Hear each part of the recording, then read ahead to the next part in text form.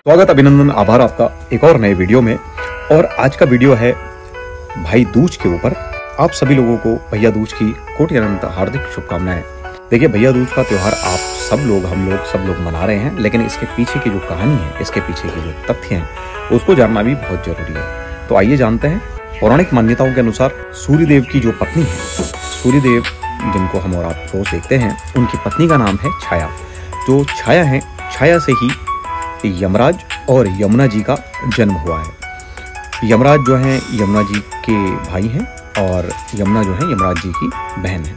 तो यमुना जी जो है शादी के बाद अपने भाई से बार बार अपने घर आने का आग्रह करती हैं, लेकिन यमराज जी जो हैं वो उनके घर पे आतिथ्य स्वीकार नहीं कर पाते हैं।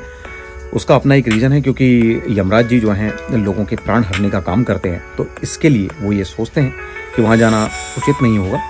लेकिन एक बार जो यमुना जी जो हैं वो शुक्ल पक्ष की जो द्वितीया तिथि है, उस दिन यमराज जी से वचन ले लेती हैं आने के लिए।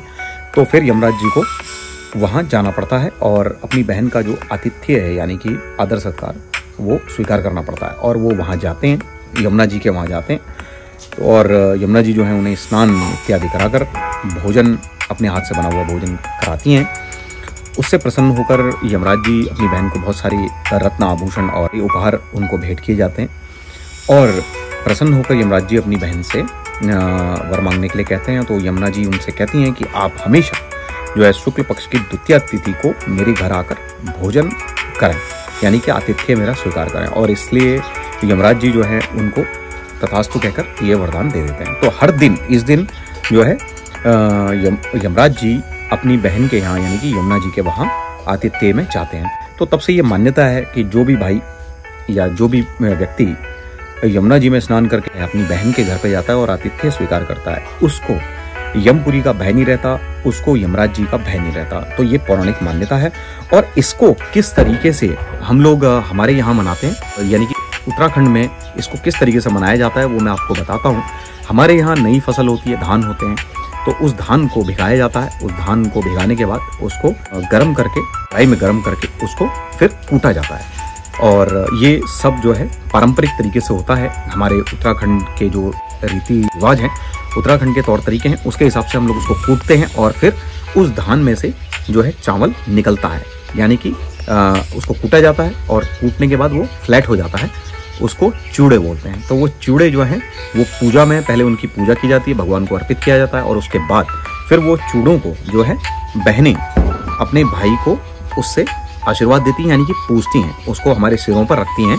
और उसमें बहुत सारी चीज़ें बोली जाती हैं अपने भाई के लिए, अपने भाई की लंबी उम्र के लिए, उसके अच्छे के लिए और उसके कारोबार के लिए, उसकी लंबी उम्र के लिए बहनों के द्वारा भाइयों को दुआ दी जाती है। और इस तरीके से ये त्यौहार बहुत ही प्यार से, बहुत ही सौहार्द से मनाया जाता है।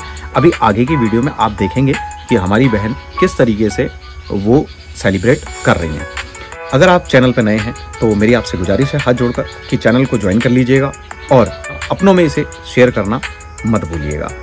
आइए चल के देखते हैं कि कैसे इस त्योहार को उत्तराखंड में मनाया जाता है।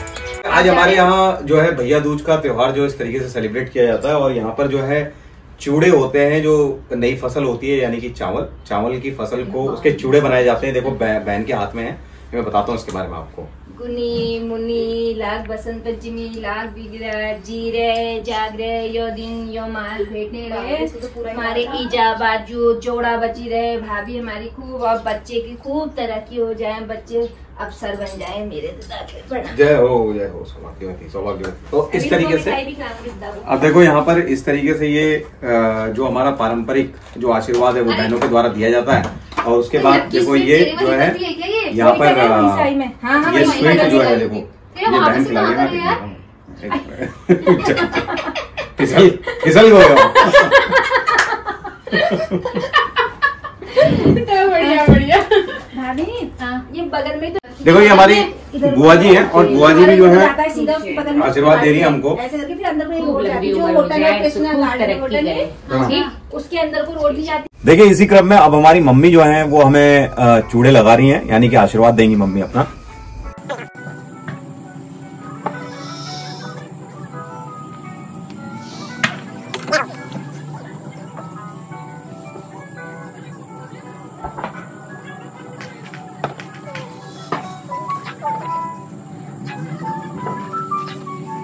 तो देखिए इस तरीके से त्योहार है, इस तरीके से हम ये सेलिब्रेट करते हैं भैया दूज का त्योहार। और ये सामने आपको दिख रहा है, ये है चिवड़े जो मैंने आपको दिखाए, ये सामने जो चावल के।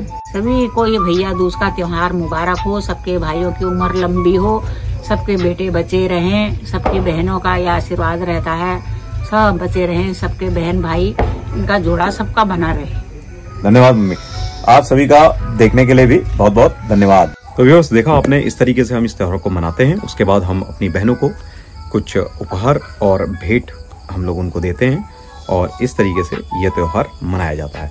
आशा करता हूँ कि ये जानकारी और ये वीडियो ब्लॉग आपको पसंद आएगा और उत्तराखंड लोक संस्कृति से जुड़ने के लिए, जानने के लिए हमारे चैनल को फॉलो कीजिए। मेरी कोशिश रहती है कि मैं स्थानीय जितने भी त्योहार हैं और मुद्दे हैं वो मैं उठाता हूँ, अपनी वीडियोस के माध्यम से आप तक पहुँचाने की कोशिश करता हूँ।